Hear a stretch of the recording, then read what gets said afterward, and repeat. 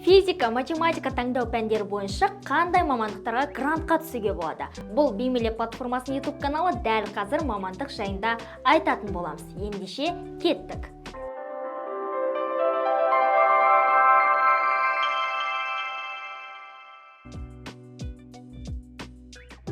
Егер таңдау пәніңіз физика, математика болса, онда дәл қазір біз сіздерге осы саладағы ең танымал мамандықтарды айтамыз. Олар математика мұғалімдерін даярлау, математика және статистика, механика, физика пәніне мұғалімдерін даярлау, ақпараттық коммуникация және коммуникация технология және әуе көлігі және технологиялары.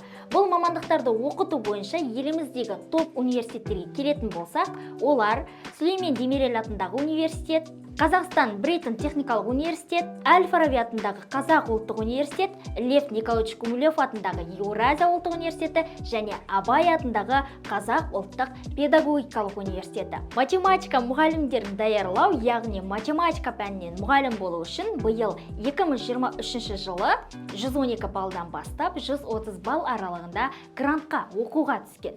Ал математика және статистика аты айтып тұрғандай статистикалық мәліметтерді зерттейтін сала. Математика статистикалық мәліметтерді зерттеп, оған әсер етуші жағдайды болжап, болашаққа сандар арқылы болжам жасайды. Ал статистика болса, ақпаратты жинақтап, оларды кестелер мен диаграмма арқылы нақты мәліметтер алады. Әуе көлігі және технологиялары қазіргі таңда сұранысқа ие мамандық.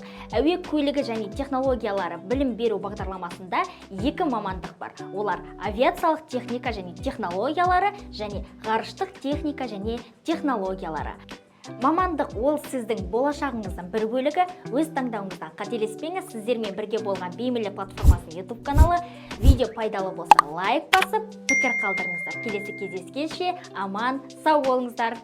Хайшки!